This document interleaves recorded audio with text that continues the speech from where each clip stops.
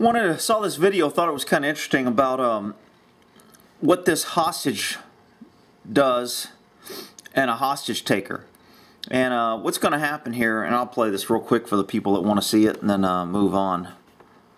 Go ahead and turn this down. No sense in listening to the yelling, etc. Guy comes out here, supposedly he claims he has a gun, knife, I'm not sure all the specifics. Basically, he's got this woman hostage. And you notice the woman is resisting, which can and cannot be a good idea. When the cops are out there and he's trying to force her out the door, she sees all the guns and don't want to go out. But, you know what? If he wants to get you closer to good guys with guns, I'm going to go ahead and comply. He ends up pushing her out here, and she's still resisting, kind of being a pain. I think it might be found later that he actually didn't even have a gun.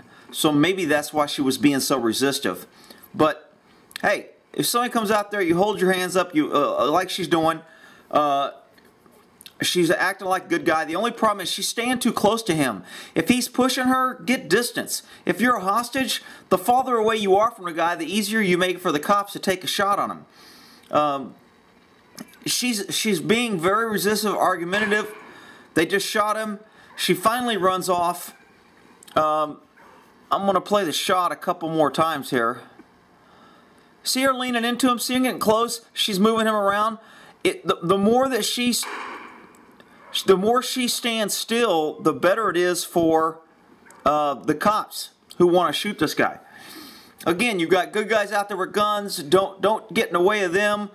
My suggestion on this part right here would be to drop to the ground. When we did search warrants and we were doing mainly for drugs and gang warrants, we always had an action plan if an officer was taken hostage. And we had a keyword that we would say that would let the cops know, hey, I'm about to drop to the ground. And it would be something like, I'm not feeling well, or I need help, or I've got a migraine. And when we said that, everyone that was on the team, on the outer perimeter or inner perimeter surrounding the place, knew that that was the key that we were going to say right before we dropped to the ground. And then you just go limp. And you don't even need a keyword. If you've got cops out there with guns and you've got a guy behind you holding you hostage, I mean, the best thing you can do is, I'm not sure why this thing keeps locking up on me. But let's, Dr.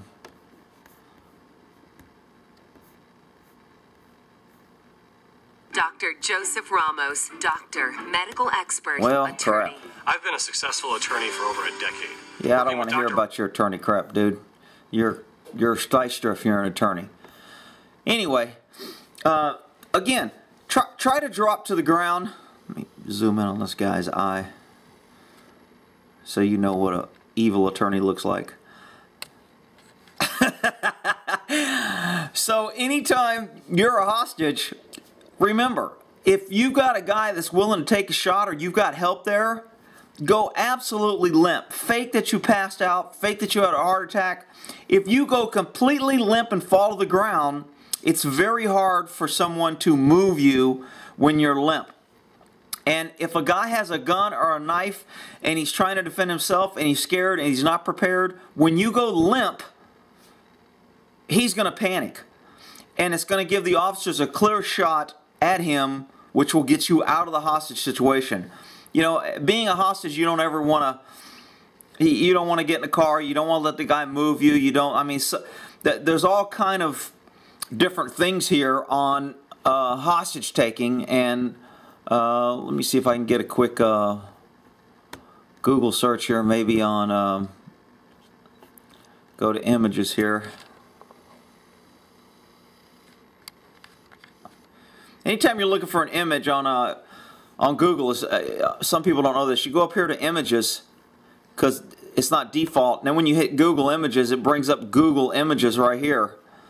And if you type in hostages, and it gives you all pictures or anything with the term hostage in it. So let's take a look at this picture right here.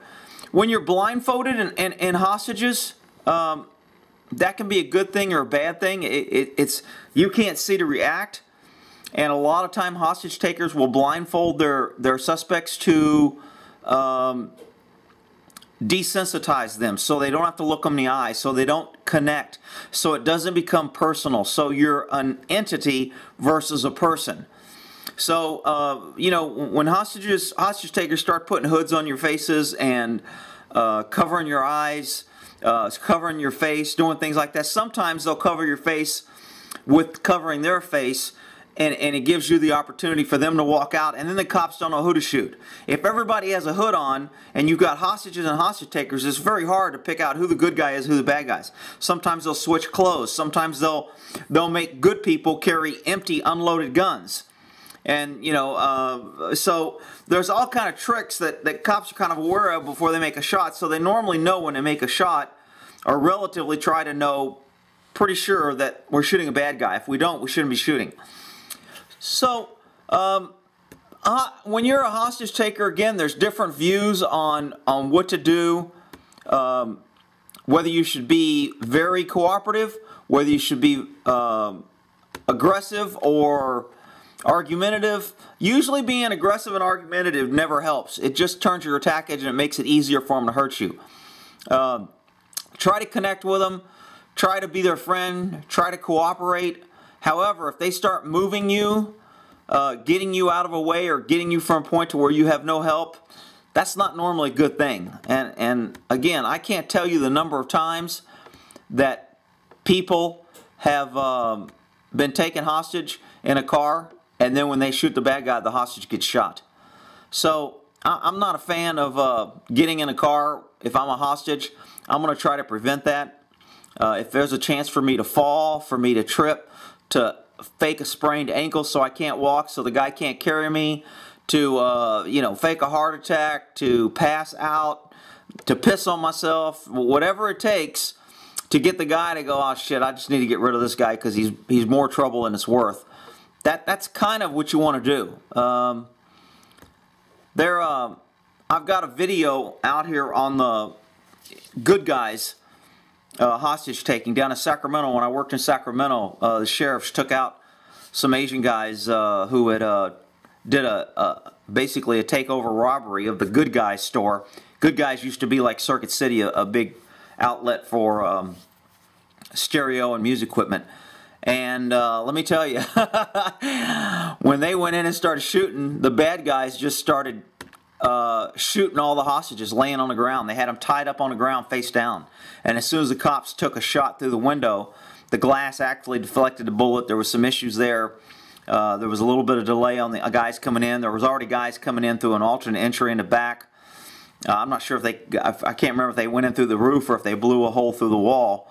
But quite a few hostages got hurt. Now, of course, the cops didn't want that to happen, and they didn't mean for it to happen, but you know, you can only do so much, and the best thing that you can do when you're thinking in a hostage situation is you've got to maintain your awareness.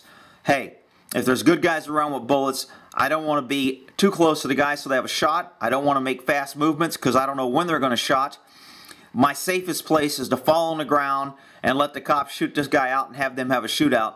I mean, if the guy was smart, he might lay down behind you, like using you for cover, so the cops couldn't shoot, but most guys aren't going to do that.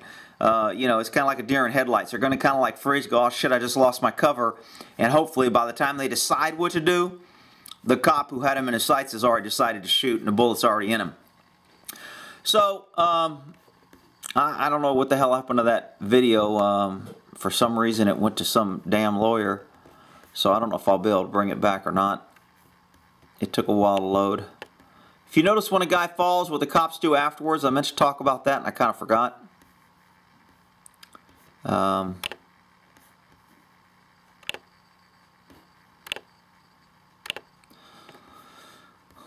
Let's see if it plays the video or it gives me some... Oh gosh, give me a stupid lawyer. Alright, well, anyway, hopefully that helps on hostages.